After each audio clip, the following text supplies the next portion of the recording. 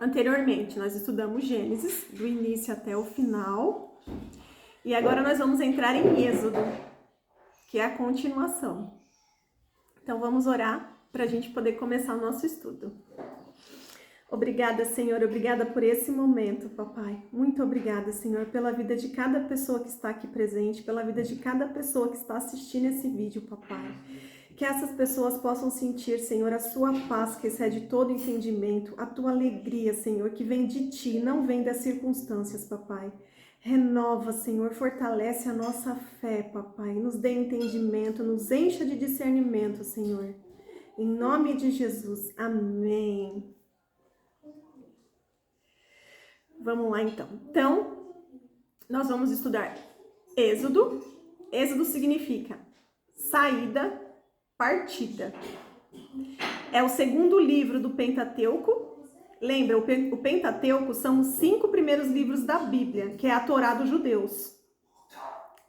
E quem escreveu foi Moisés. Moisés é o autor. E ele foi escrito em hebraico, depois foi traduzido para as outras línguas. Foi escrito aproximadamente no 15º século antes de Cristo, né? Então, nós estamos no Antigo Testamento, que é a parte antes de Cristo. Aí depois, mais ou menos da metade para frente, é o Novo Testamento, que daí já fala de Jesus.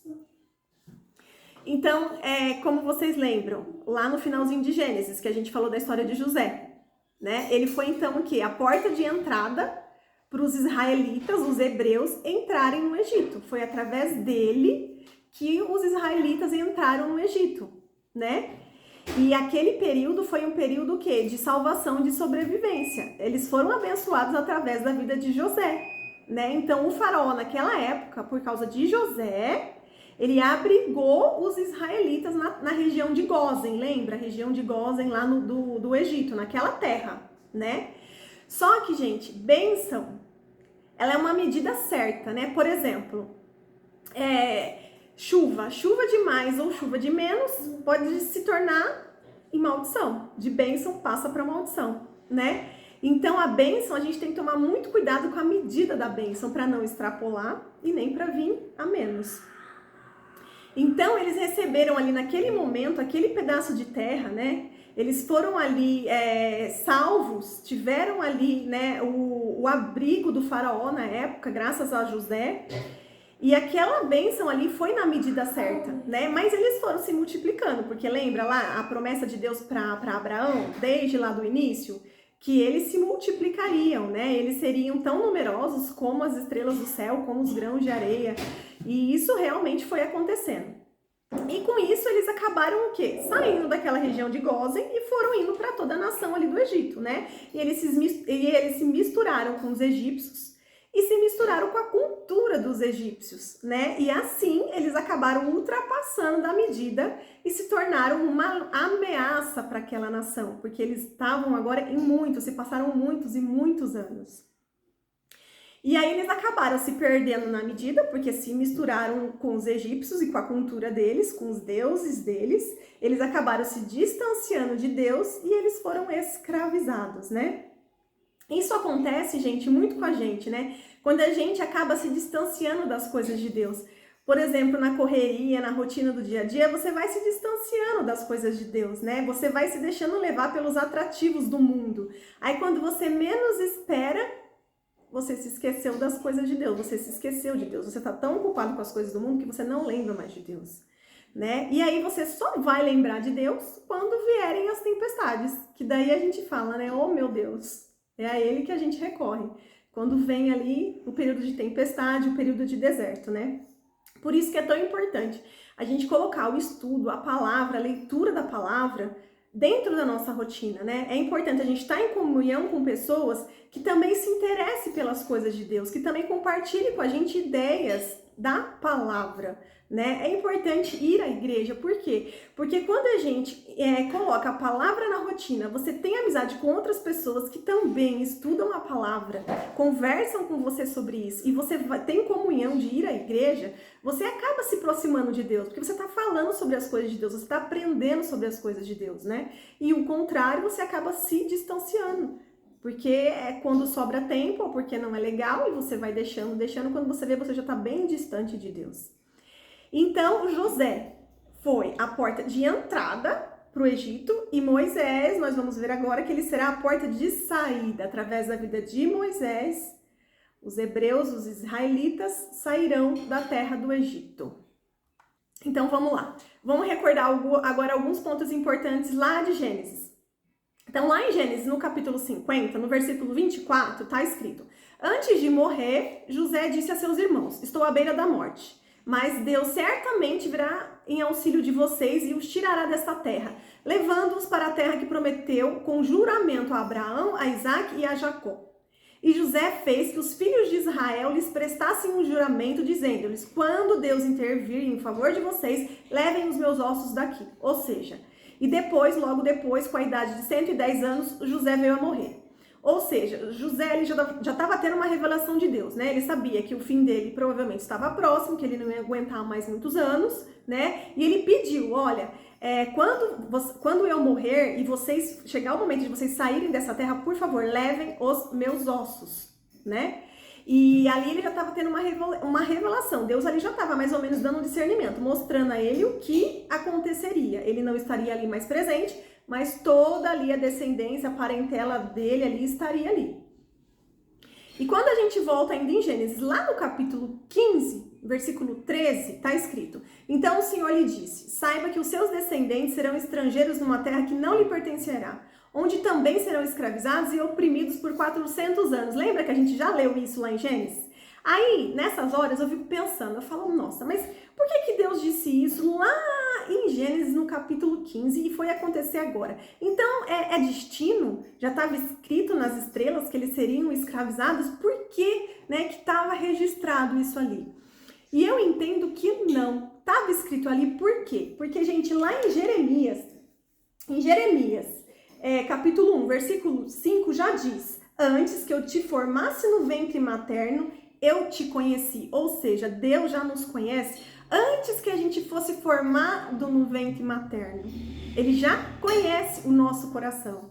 Então, provavelmente, Deus já sabia o comportamento que todo aquele povo teria e quais seriam as consequências. Muitas das vezes, tudo que a gente faz gera uma consequência. Então, não é destino. Porque é o meu destino sofrer e ficar sofrendo. Não. É a consequência de algo que você fez, que você falou, que você cometeu, que você concordou. Tudo são as consequências. E como Deus já nos conhece antes mesmo de nós sermos formados no ventre de nossas mães, Ele já sabe o que aconteceria futuramente. E ainda no capítulo 15 de Gênesis, no versículo 14, está escrito: mas eu castigarei a nação, a quem servirão como escravos, e depois de tudo sairão com muitos bens.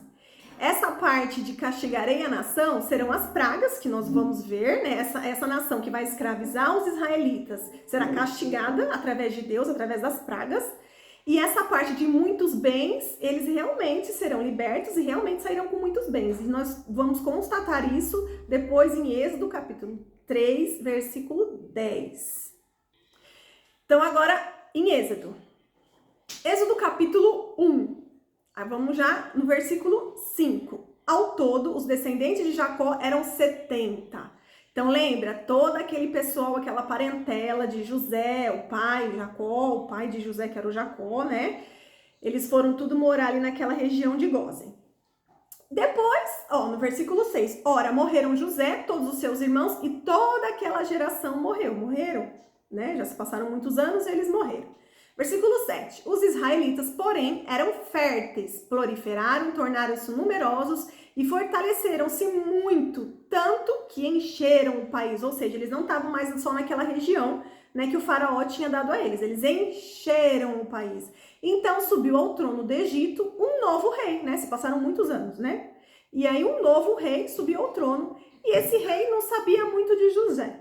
E não fazia muita questão, né, de guardar as recordações, as lembranças de José.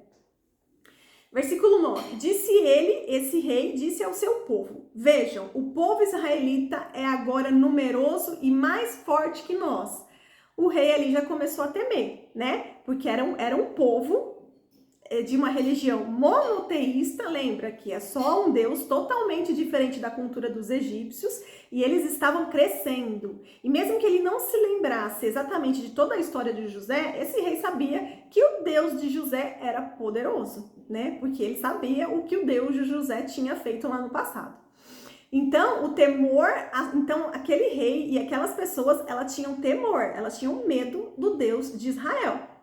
Porque eles sabiam que o Deus de José era forte e poderoso. E aí, gente, entra uma guerra espiritual. A gente não vê aos olhos nus, mas pode ter certeza.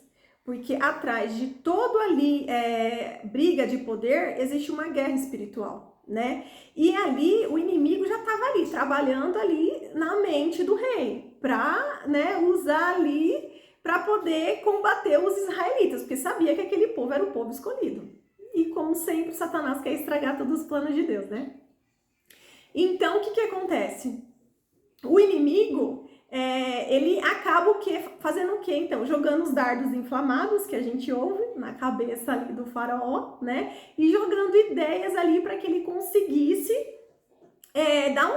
dar um jeito ali de bloquear aquela multiplicação dos israelitas, que eles estavam com medo, né, porque depois no versículo 10 diz: temos de agir com astúcia, para que não se tornem ainda mais numerosos e, no caso de guerra, aliem-se a nossos inimigos, lutem contra nós e fujam do país. Esse era um dos medos ali que ele registrou, né? E se esse pessoal aqui começar crescendo e chegar numa hora que eles vão vir contra nós, eles estão dentro da nossa nação, eles vão vir contra nós e nós não vamos dar conta, porque eles vão acabar sendo em maior número. É esse que era o medo dele. E eles tinham temor de Deus, ao Deus de José, né? De Jacó, de Isaac, de Abraão. E aqui, gente, mostra o quê? Isso aqui dá pra gente trazer pra nossa vida também, né? Muitas das vezes, na vida, né, Satanás, ele vai usar pessoas que estão distraídas, né? E acabam fazendo coisas que não são boas, por exemplo, contra mim ou contra você. E ali, naquele caso, Satanás, ele sabe que se você estiver focado e não estiver distraído, você é forte. Porque se você estiver com Deus, você é forte. Ele só quer pegar os distraídos, porque aquelas pessoas que estão distraídas com as coisas do mundo, elas são presas fáceis, elas são manipuláveis, elas são usadas pelo inimigo, né? E quando você está firme na palavra, você sabe que com Deus você é mais forte, o inimigo ele tá perdido, porque ali ele não tem chance com você, ele não encontra uma brecha para poder entrar ali, entende? E tirar a sua paz. Então é importante a gente não se distrair. Eu sei que é difícil, porque é muita coisa, né? Muita coisa ao mesmo tempo, é difícil, mas a gente tem que focar em não se distrair e se lembrar. Se Deus é com nós, ninguém será contra nós, ninguém. Porque as potestades, eles não são mais fortes que os nossos deuses, de jeito nenhum. Então se a gente tiver com Deus, a gente tá do lado certo, a gente tá forte. Aqui, gente, eu até sublinhei a palavra astúcia, né? O que é astúcia? Que o rei aqui sugeriu para eles, né? Que eles agissem com astúcia. Astúcia. Eles estavam o quê? Analisando o inimigo, conhecendo os pontos fracos dos israelitas. Eles estavam criando uma estratégia para poder mudar ali aquela situação. E como, gente, que o inimigo, ele age conosco? Exatamente assim, com astúcia. Não é? Ele quer conhecer ali quais são as nossas fraquezas, quais são os nossos limites, para ele agir daquela forma, né? E é assim que ele faz, o inimigo ele faz com a gente, ele enche a nossa mente com distrações, para que a gente não tenha tempo de se dedicar à Bíblia, de orar, de ter um tempo com Deus. Assim ele fica na nossa cabeça: hoje não vai dar tempo de você ler a Bíblia e estudar não, tá bom? Hoje você vai ter que lavar louça, hoje você tem que colocar roupa na máquina, hoje é melhor você assistir um filme, hoje é melhor você ficar dando uma olhada aí nas redes sociais no seu celular, vai assistir a novela hoje, e por aí vai. Fica enchendo a nossa mente com distrações, e aí você vai se afastando da palavra de Deus, que é ali onde você se fortalece e é ali onde você encontra o discernimento. Então a gente não pode se distrair, não pode cair nas astúcias do inimigo, porque é exatamente assim que ele age com a gente, né? E a gente também não pode se rebelar e causar divisões. Por quê? Porque, gente, se estivermos juntos, seremos mais fortes. Igual aqui, estamos juntos, reunidos, estudando a palavra. É um intercedendo pelo outro, é um orando pelo outro. Então, quando ocorre divisões, brigas, divisões, o inimigo está feliz da vida. Olha lá, estão brigando, eles não eram os cristãos que estavam lá estudando a Bíblia, né? Achavam que eram cheios de discernimento e agora eles estão brigando, eles estão fracos. Porque quando a gente briga e se separa, fica fraco. E a gente não pode, tem que se policiar para não brigar. A gente tem que entender, né? Às vezes a situação que a pessoa está passando, o temperamento que a pessoa está passando e orar por ela e não causar a divisão. Lembre-se, gente, o nosso coração é enganoso. Coração é enganoso. Então você não pode ir pelo que o seu... mas o meu coração está dizendo, mas eu estou sentindo isso, mas o coração é enganoso. Então se apegue o quê? A palavra de Deus. É de lá que vem o discernimento. Aí no versículo 11, ainda no capítulo 1. Estabeleceram, pois, sobre eles chefes de trabalhos forçados para os oprimir com tarefas pesadas. E assim os israelitas construíram para o faraó as cidades celeiros de Pitom e Ramassés. Todavia, quanto mais eram oprimidos, mais numerosos se tornavam e mais se espalhavam. Por isso os egípcios passaram a temer os israelitas, porque mesmo ali escravizando eles, oprimindo eles, eles não paravam de se multiplicar. Então, os sujeitaram à cruel escravidão, tornaram-lhe a vida amarga, impondo-lhe as árduas tarefas de preparar o barro e fazer tijolos, executar todo tipo de trabalho agrícola. Em tudo, os egípcios os sujeitavam à cruel escravidão. Ali eles estavam pegando mais pesado ainda, querendo mais ainda oprimir e cansar eles, com aquele trabalho pesado. Então, gente, dessa forma, eles ficavam super cansados, super exaustos. Né? E eles não conseguiam olhar para o sofrimento do próximo, eles só conseguiam olhar para o sofrimento deles mesmos. Pensa se fosse nós, que estivéssemos lá, né? Estamos lá numa terra que não é nossa e se multiplicamos e acabamos se distraindo com as coisas daquela nação, se esquecemos de ter a comunhão com as pessoas através de Deus, né? Com aquele objetivo da palavra de se unir em oração para se fortalecer em Deus, se esquece disso e vai ficando tão oprimido, mas tão oprimido, tão entristecido, que você não olha a tristeza do próximo, você só olha para você. Tá tudo ruim aqui comigo, não tem como ajudar ninguém, porque o negócio aqui tá muito ruim, eu não tenho forças para ajudar o outro. Né? E foi exatamente isso que o Satanás fez, trabalhou ali na mente deles, né? E trabalhou também lá na mente do rei, do faraó, que acabou oprimindo, né? E forçando eles a um trabalho mais pesado a cada dia mais.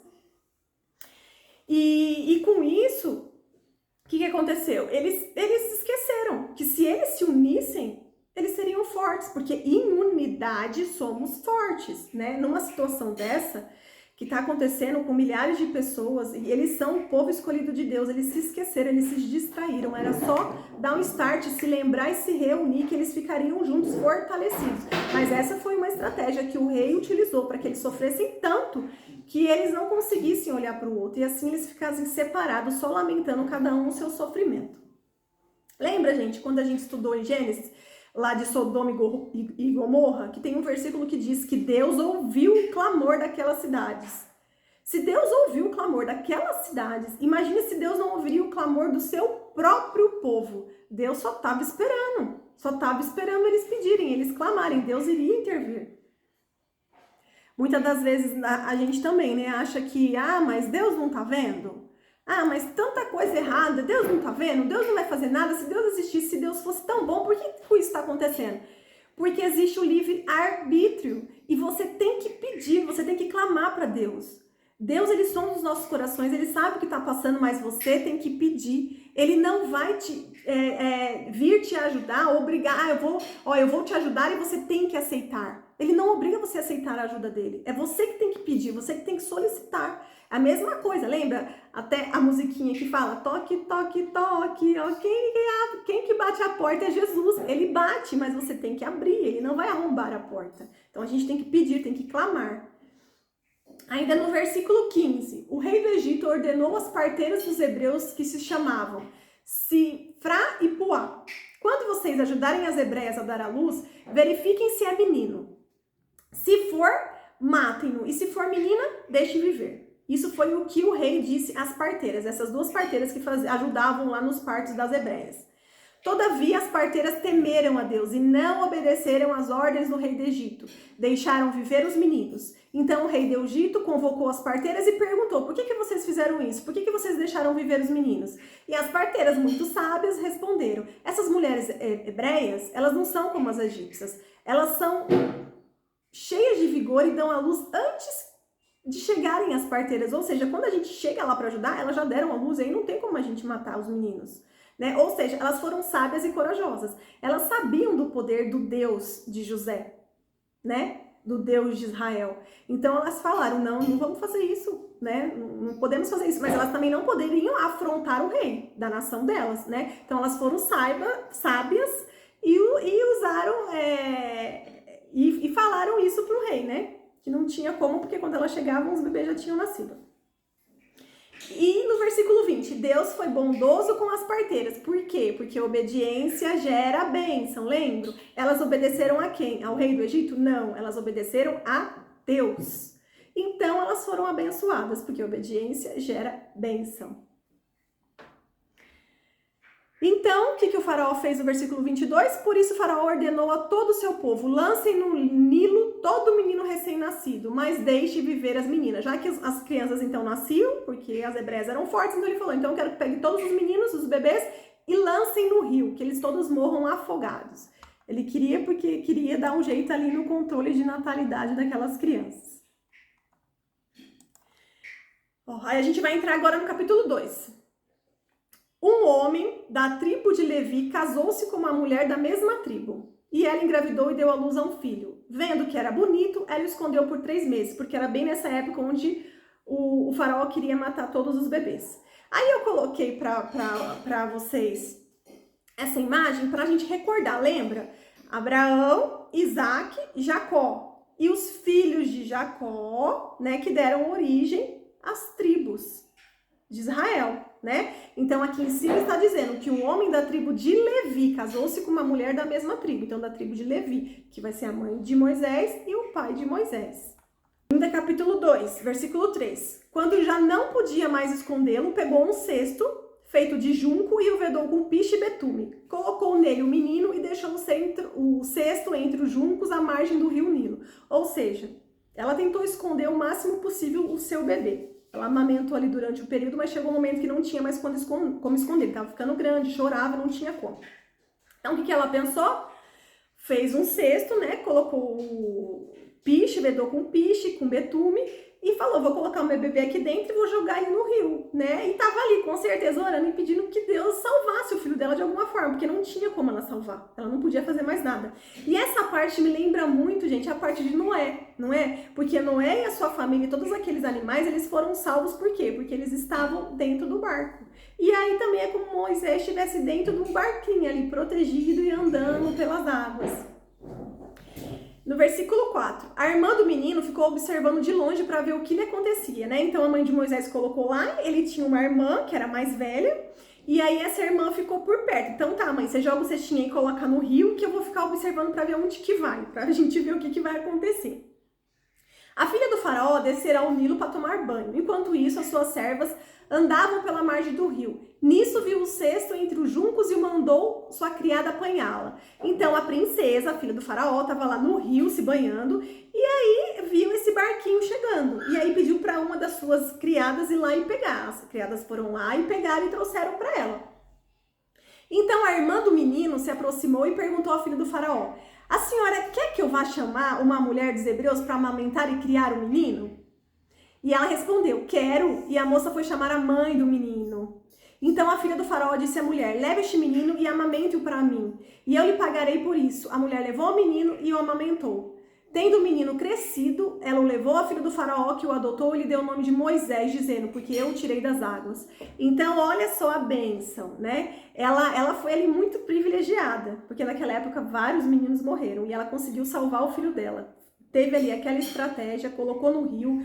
Justamente a princesa foi se banhar no rio. A irmã dele estava acompanhando para ver o que ia acontecer. A princesa pegou, viu que era um bebê hebreu por causa das roupas, ela viu que era. E aí a irmã de Moisés se aproximou e falou: você quer que eu peça para alguém cuidar desse bebê para você? né, já sugerindo para ela, adota, olha que bebê lindo, maravilhoso, não pode deixar matar, o seu pai é muito maldoso, adota, né, tipo pedindo, adota. E aí a princesa naquela hora, ela gostou da ideia, ela falou, sim, eu quero. Ela falou, então tá bom, então eu posso levar para uma moça que amamenta, hebreia também, e ela cuida dele com você, ela cuida dele para você durante esse período que ele amamenta.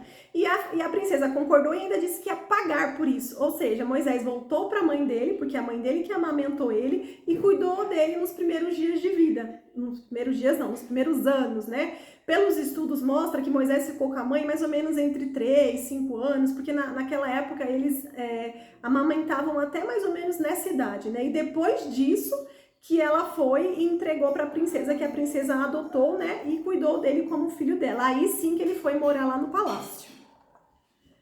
Então, os primeiros anos de vida ele ficou com a mãe dele, né? Ficou com o povo ali hebreu, convivendo ali com o povo. Capítulo 2, versículo 11. Certo dia, sendo Moisés já adulto, então Moisés cresceu no palácio, aqui já está falando quando ele era adulto, foi a um lugar onde estavam seus irmãos hebreus e descobriu como era pesado o trabalho que realizavam. Viu também um egípcio a espancar um dos hebreus. Correu a olhar por todos os lados e não vendo ninguém, matou o egípcio e escondeu na areia. Então, ou seja, ele já era grande, né? Ele já convivia com aquela desigualdade, ele já sabia o que acontecia, mas aqui ele teve um start e ele começou a se incomodar com aquela situação. Ele se incomodou tanto que a ira dele cresceu e ele foi lá e matou o egípcio que estava espancando o hebreu. Ele matou, ele não controlou a ira, né? Ele viu aquela injustiça, falou, tem que fazer alguma coisa. Foi lá, pá, matou, escondeu ele na areia. Né? Então aqui mostra, gente, que Moisés ele não tinha domínio próprio, né? Ele tinha um chamado, ali ele já começou a sentir, já veio discernimento para ele, né? Ele já começou a se incomodar muito com aquela injustiça. E aí, ele não tendo domínio próprio, ele foi e agiu, né? Ali a gente já percebe que já começou o chamado dele, que ele ia ter um chamado por Deus, que ele vai ser o libertador, né? Mas ele agiu por impulso e deixou a carne prevalecer, foi lá e matou, né? E isso, gente, e aqui, lá em Atos, depois quando vocês tiverem tempo, vão lá em Atos, capítulo 7, versículo 23 e no versículo 25, que fala justamente dessa parte, né, que a partir dos 40 anos, que Moisés começou a se incomodar, que aquilo se incomodou tanto dentro dele, que ele foi lá e matou o egípcio, porque ele não aguentou mais ver os egípcios espancarem os hebreus. Então ali Deus já estava revelando a Moisés qual seria o chamado dele, porque estava ardendo dentro dele, né? Estava incomodando demais, ele não podia mais ficar sem fazer nada. Versículo 13. No dia seguinte, saiu e viu 2 hebreus brigando, Moisés. Então perguntou ao agressor, por que você está espancando o seu companheiro, né? Porque ele não estava entendendo. Ele falou, bom, hoje eu matei um egípcio que estava machucando vocês, e agora vocês dois, do mesmo povo, vocês estão brigando entre si, por quê? E o homem respondeu, quem o nomeou líder e juiz sobre nós? Né? Ou disse, o que você acha que você é? A gente está brigando aqui, qual o problema? Quem é você para tentar se intrometer, né? Quer matar-me como matou o egípcio? Moisés teve medo e pensou, com certeza tudo já foi descoberto. Ali ele já pensou, todo mundo já sabe que eu matei o egípcio, né? A areia já deve ter saído e vira um corpo ali. Quando o faraó soube disso, procurou matar Moisés. Mas este fugiu e foi morar na terra de Midian. Ali assentou-se à beira de um poço. Ora, o sacerdote de Midian tinha 7 filhas. Elas foram buscar água para encher os bebedouros e dar de beber aos rebanhos de seu pai. Então, o que aconteceu? Moisés viu, né, que provavelmente já tinham descoberto. O rei estava atrás dele para matar ele, porque ele tinha agido pela carne, matou um egípcio, né? E perante o rei aquilo seria injusto, porque era normal os egípcios agredirem e espancarem os hebreus, porque eles eram escravos. E depois que ele viu isso, e depois que ainda ele foi e sentiu na carne, que ele foi, né, se doeu pelo hebreu e tentou salvar um hebreu, os outros 2 que estavam brigando, ele foi tentar intervir e os outros 2 falaram, quem você pensa que é? Não chamei você aqui, deixa a gente brigar aqui, discutir entre a gente, tipo, não se intromete, né? Ali ele sentiu, ele falou, não tem jeito aqui, então é melhor eu fugir. E aí ele fugiu. Quando ele fugiu, ele foi parar aí na terra de Midian, ele sentou ali de um lado de um poço, né, onde pega a água, e ali tinha 7 filhas do sacerdote, que era o sacerdote de Midian. O que era sacerdote? Sacerdote era um conhecedor da palavra de Deus, né? Moisés, mesmo ele sendo hebreu, um israelita, ele só conviveu com o povo dele quando ele era bem pequeno, no máximo aos 5 anos. Depois ele conviveu no palácio. Então ele aprendeu a cultura dos egípcios, né? Ele vivia no conforto, no luxo, ele morava no palácio, né? Ele não sabia, ele não estudou sobre as coisas dos seus antepassados, né? Sobre o Deus de Abraão, de Isaac e Jacó, ele não estudou. E quando ele chegou nessa terra de Midian, ele encontrou ali as 7 filhas de um sacerdote. E esse sacerdote conhecia toda a história dos seus antepassados, né? Eles eram monoteístas, eles adoravam somente ao único Deus, que é o nosso Deus. E ali, justamente, Deus colocou ele ali para quê, gente? Para ele aprender com esse sacerdote. E ali ele passou a morar. Naquela cidade, ele se tornou ali pastor de ovelhas, né? Ele se casou com uma das filhas de Jetro, né? Que é esse sacerdote. E ali ele passou mais 40 anos aprendendo tudo sobre as coisas de Deus, porque o seu sogro que foi te ensinando, ele não aprendeu lá com o seu povo, né? Porque com o seu povo ele ficou pouquíssimo tempo. Ele aprendeu com Jetro, que era o seu sogro, que se tornou o seu sogro, né? Então, assim, tudo tem uma explicação, né? Por que Moisés teve que acontecer aquilo? Por que ele fugiu? Onde ele foi parar? Para quê? Para aprender. Ali ele estava aprendendo sobre as coisas de Deus, né? E no momento certo, Deus ia o chamar para ele cumprir o chamado, a missão que Deus ia destinar a ele, mas ele tinha que estar preparado, e ali foi o momento onde ele se preparou com o sogro dele, que foi ensinando tudo a ele. Às vezes a gente, né, quer porque quer fazer alguma coisa para Deus, mas a gente não se prepara, né? Todo mundo tem um chamado, todo mundo tem um propósito, né? Independente da sua profissão, do que você faça, Deus pode te usar de diversas formas. Deus quer te usar. Todo mundo veio a essa terra com um propósito para ser usado por Deus, para ser instrumento nas mãos de Deus. Mas a gente, quando entende o chamado, a gente tem que se capacitar, né? A gente tem que fazer por merecer. Porque qualquer outra coisa que você vai fazer para o mundo, você se dedica, você estuda, você se esforça. Porque quando vai fazer alguma coisa para Deus, se sobrar tempo, o que deu para fazer é isso. Não, né? É claro que tem que haver um equilíbrio, né? Porque a gente realmente tem uma rotina pesada hoje em dia, né? São muitas coisas para fazer.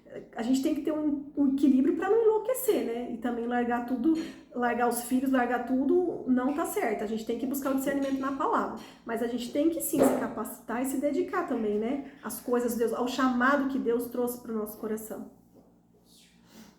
Então vamos lá agora.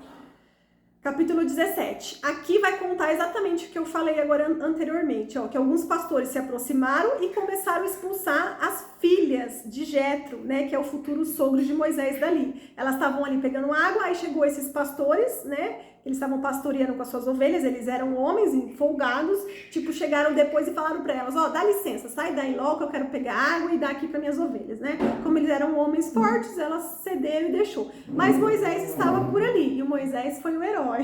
Então ele foi lá, né, viu essa situação e foi lá ajudar as meninas. Aí ele espantou os pastores, né? Porque, gente, Moisés, ele foi criado no palácio, né? Ele lutava ali, ele foi criado como um guerreiro, então ele era forte, né? Ele tinha as características de um egípcio, de um homem cuidado, né? Ele vivia no conforto. E ele ali aprendeu a lutar, ele sabia muito bem se defender, ele matou ali facilmente um egípcio, né? Então ele sabia, ele ia para guerras, ele sabia lutar, ele sabia se defender. E ali ele defendeu as filhas de Jetro, né? E assim as meninas foram comentar com o pai delas, né? Que elas estavam lá no poço e tudo mais, que apareceu esse moço. E o pai delas falou, então convide ele para vir aqui, eu quero conhecer. E aí ele foi, né? E aí ele se casou com uma das filhas dele. Aí vamos ver agora...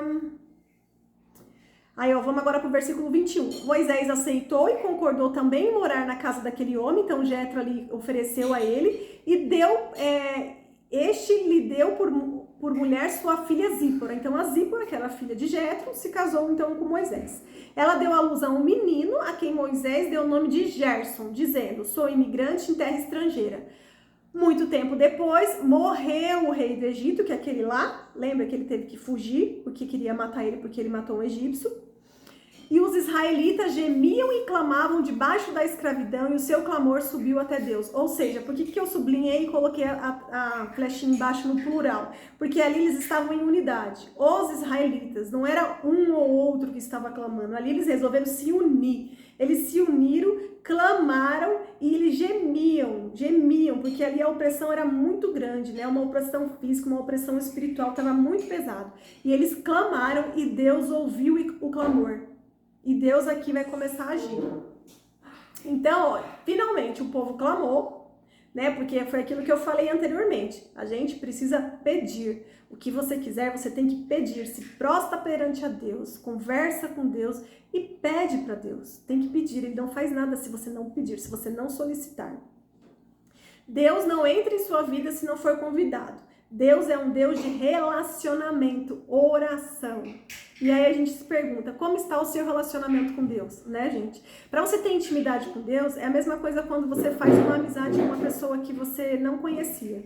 Para você ter um relacionamento com essa pessoa, você tem que fazer amizade, você tem que conhecer os gostos dessa pessoa, você tem que sair com ela, você tem que conversar, você tem que passar tempo com essa pessoa. E pra gente criar intimidade com Deus é a mesma coisa, né? Ela estudando a palavra, e aí você aprendendo, você se enchendo das coisas de Deus, e aí você separando um tempo para conversar com Deus. Conversa com Deus, não tem nada, não precisa ser nada bonito, nada perfeito, não, é conversar. Conversa com Deus como se ele fosse, né, um amigo seu. Ele é o nosso Pai, é o nosso Senhor, a gente deve temor e respeito, mas começa com ele com intimidade. Para ter intimidade, você não precisa ficar, né, cheio de palavras bonitas, nada disso. Conversa com ele na sua intimidade.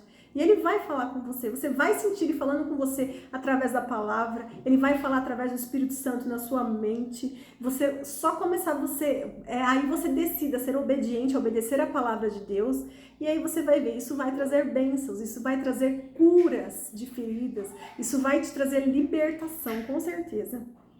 Aqui, gente, eu coloquei essa imagem que mostra os deuses do Egito, né?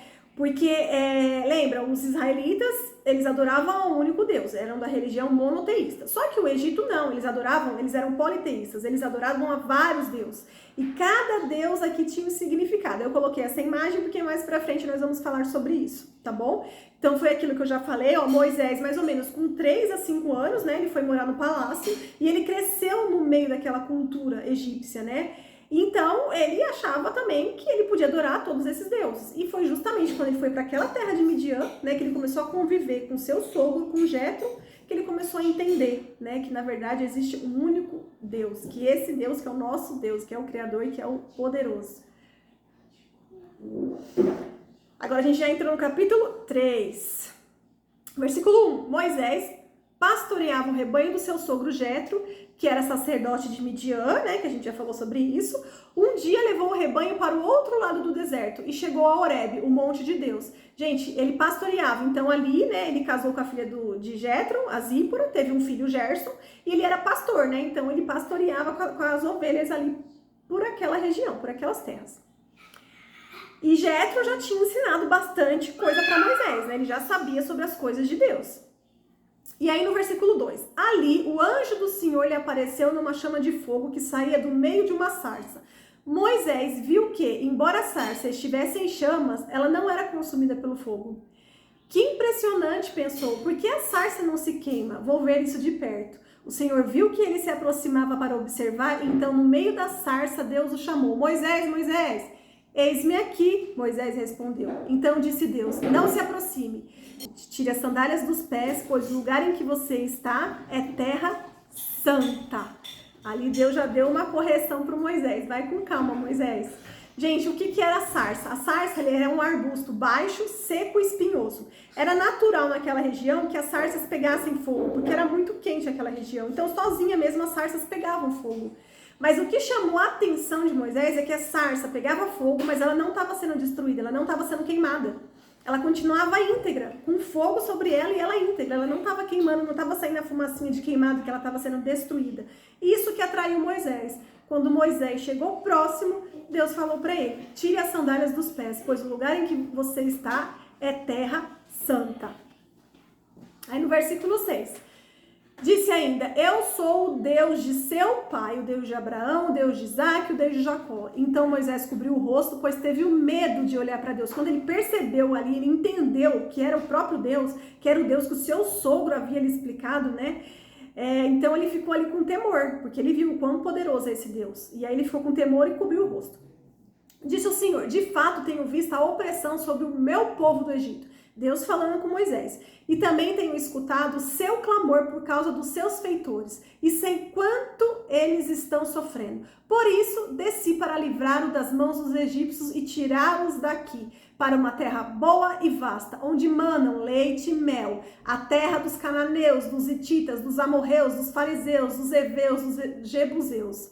Pois agora o clamor dos israelitas chegou a mim. Tenho visto como os egípcios os oprimem. Então agora os israelitas se reuniram, clamaram em unidade, subiu o clamor para Deus e Deus desceu. E Deus vai usar quem? Moisés. Deus vai usar Moisés para livrar os israelitas daquela escravidão. Gente, lembra lá no começo da promessa de Deus para aquela terra que emana leite e mel? E lembra que lá nos primeiros versículos lá de Gênesis a gente leu e entendeu que naquele momento Deus não tirou aquele povo que já estava naquela terra de Canaã, já estavam lá, né? Já tinham povos morando ali. Deus não tirou ainda porque ainda não, eles não tinham enchido o pote de iniquidade. Lembra que a gente falou desse jeito para ficar mais fácil de entender? Porque Deus sabia, porque lembra que Deus nos conhece antes de sermos formados no ventre de nossas mães. Deus sabia que ia chegar um momento que aquele povo ali que estava naquela terra, eles iam fazer tanta iniquidade, né? Eles fariam tantas coisas erradas, tantas coisas que desagradassem a Deus, que aí sim seria o momento, porque o pote de iniquidade já teria enchido, transbordado, e ali sim seria o momento, porque ali seria justo Deus retirar aquele povo daquela terra para colocar o seu povo, o povo escolhido por Deus. E aqui Deus está falando novamente disso. Lembra que falou da terra que emana leite e mel, aí falou todos esses outros povos que estavam naquela terra. Mas agora aqui Deus está vendo que é o momento de entregar aquela terra para os israelitas.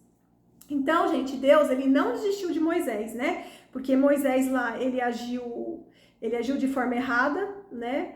Ele matou o egípcio, teve que fugir, mas Deus não desistiu dele, porque viu ali que ele não tinha domínio próprio, que deixava a ira controlar ele, mas Deus não desistiu. Deus, foi tudo plano de Deus mesmo, ele morar naquela terra, e Deus ali naquele momento estava renovando o chamado de Moisés. Porque lembra lá que eu te falei que quando vocês forem lá em Atos, vocês vão ver que Deus já estava incomodando lá dentro do coração de Moisés, e ele já percebeu ali que era o chamado dele, né? Mas ele fugiu e agora Deus está renovando o chamado dele. Então Moisés, gente, ele decidiu atender o chamado e ele permitiu que Deus fosse curando, transformando, fortalecendo e preparando ele, porque ninguém nasce preparado. É Deus que capacita, é Deus que fortalece.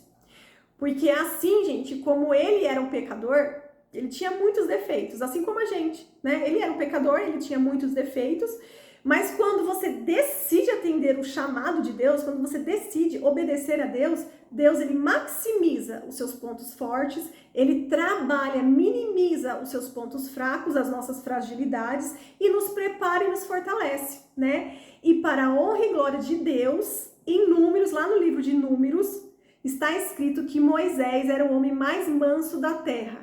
Então, Deus não precisa de nós, é nós que precisamos dele, certo? Porque olha só, se lá no começo a gente já viu que as características de Moisés, que ele era irado, ele não tinha domínio próprio, ele não tinha mansidão. Só que lá pra frente a gente vai ver em Números, que vai dizer que ele era o homem mais manso da terra, ou seja, Deus trabalhou ali.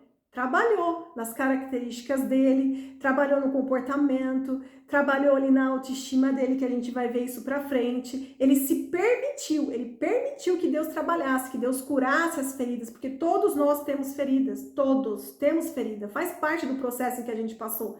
O que a gente tem que permitir entender é que Deus cura. Deus cura as nossas feridas, Deus abre as nossas mentes, Deus nos fortalece, Deus minimiza os nossos defeitos, né? Não tem como você falar, não, essa pessoa aqui não, Deus chamou, mas eu acho que essa pessoa não serve para isso. Quem é você para dizer isso? Se Deus chamou, Deus vai capacitar, Deus vai fortalecer essa pessoa e ela será capaz para isso.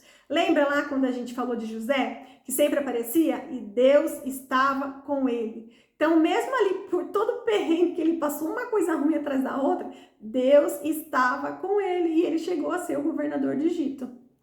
E ainda no capítulo 3, versículo 10. Vá, pois, agora, Deus falando com Moisés. Vamos ver agora o comportamento de Moisés. Imagina se fosse vocês. Vá, pois, agora, eu envio ao faraó para tirar do Egito o meu povo, os israelitas. Moisés, porém, respondeu a Deus: quem sou eu para apresentar-me ao faraó e tirar os israelitas do Egito? Desse versículo mostra que Moisés achou, ele não estava acreditando nele mesmo, não. Peraí, Deus, acho que você está errado, não deve ser eu, não. Eu tive que fugir de lá. Moisés devia estar pensando, né?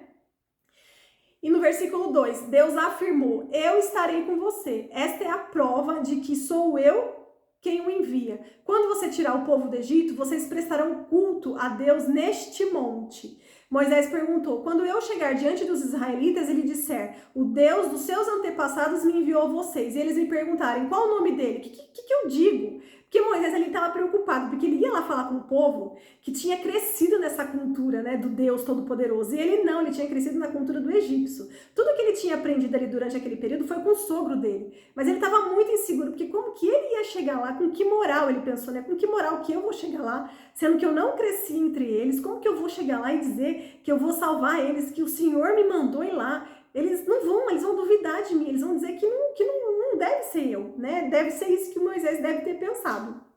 E ali ele demonstrou que Deus provavelmente estava escolhendo errado, né? Ele falou: não, Deus, eu acho que você está escolhendo errado, eu não tenho moral para conseguir lá. E convencer o próprio povo que eu vou ajudar eles, né? Que o Senhor vai tirar eles dali.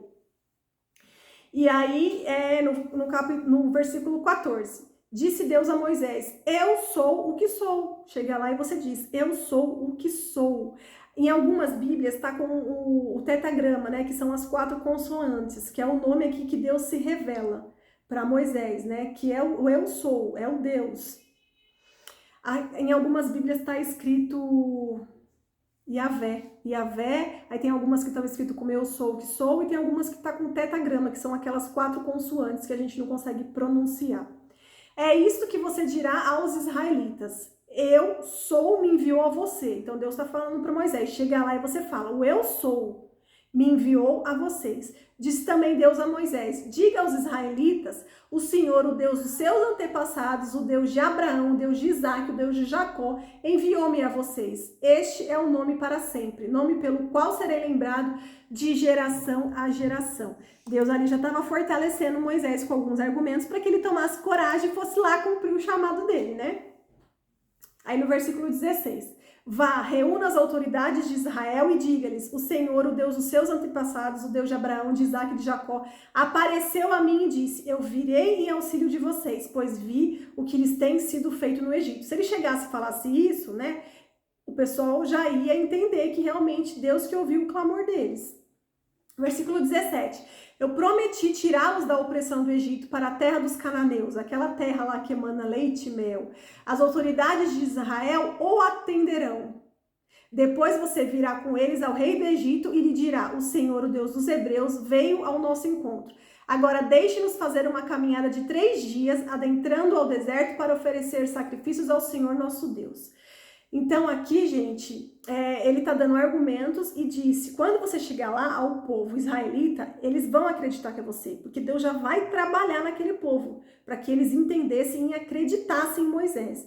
Mas, e Deus está falando, aí você vai com aquele povo lá no rei do Egito, pedir isso, que eles liberem vocês durante 3 dias, para que vocês possam vir oferecer sacrifícios a mim.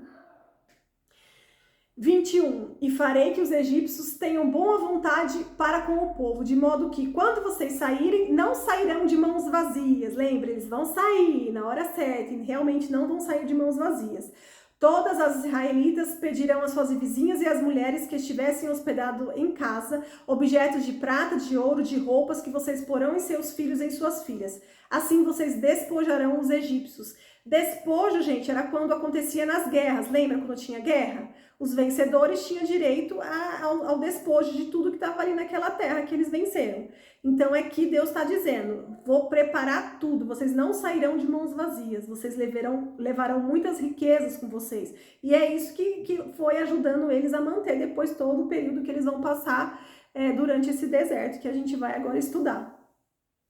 Então, gente, aqui mostra o quê? Mais ainda a mão de Deus. Deus está preparando tudo. Deus está preparando lá no Egito o povo israelita para escutarem Moisés. Deus vai falar aqui que Deus vai endurecer o coração do faraó. Deus que vai endurecer. Por quê? Porque Deus endurecendo o coração de Faraó, Deus vai se mostrar o Todo-Poderoso com as suas pragas. E lá no Egito, cada praga tinha um significado relacionado a um Deus que eles seguiam. Então Deus aqui vai mostrar o poder dele. Em cada Deus que eles seguiam, vai ver que esse nosso Deus, que é o Deus forte, e que vai vencer cada Deus lá do Egito através das pragas que a gente vai ver um pouquinho mais pra frente. Então, ó, só faltam 4 minutinhos, não vai dar tempo de terminar. Mas aqui já deu pra gente entender, né? Que até aqui Deus chamou Moisés e que agora Moisés vai partir agora para a próxima etapa, onde ele vai voltar lá pro Egito. E aí, no próximo encontro, a gente estuda o restante. Então, deixa eu aproveitar então e só terminar aqui, né? Que essa parte que eu escrevi em azul. A mão de Deus agindo espiritualmente, vencendo a guerra espiritual. Havia muita influência de principados e potestades, que eram os deuses de Egito. E é por isso que a gente vai ver Deus endurecer o coração do faraó, né? Porque a gente pensa, mas Deus está mandando Moisés ir lá e o próprio Deus vai endurecer o coração de faraó para quê? Só para dificultar para Moisés, coitado? E não é. É porque através disso Deus vai se mostrar, vai mostrar que realmente Ele é o Deus único, todo-poderoso, porque Ele vai vencer todos os deuses do Egito. Aí a gente vai estudar praga por praga relacionada a cada deus do Egito nos próximos encontros. Então tá bom, gente, vamos orar para terminar? Que daí já vai expirar aqui a sala em 2 minutos. A sala é só 1 hora, gente. Quando eu crio o link, ela fica 1 hora. Então tem que, dentro dos minutos, aí depois ela fecha sozinha, essa sala do Google Meet. Então vamos orar para terminar. Muito obrigada, Senhor. Obrigado por esse momento, Senhor. Obrigado por tanto aprendizado, Senhor. Muito obrigada pela sua palavra, Senhor. Nos enche de discernimento, Senhor. Abra as nossas mentes, Senhor. Tira as correntes, Senhor. Vai na frente, papai. Prepara, Senhor. Nos encha, Senhor. Nos encha, Senhor, da sua vontade, papai.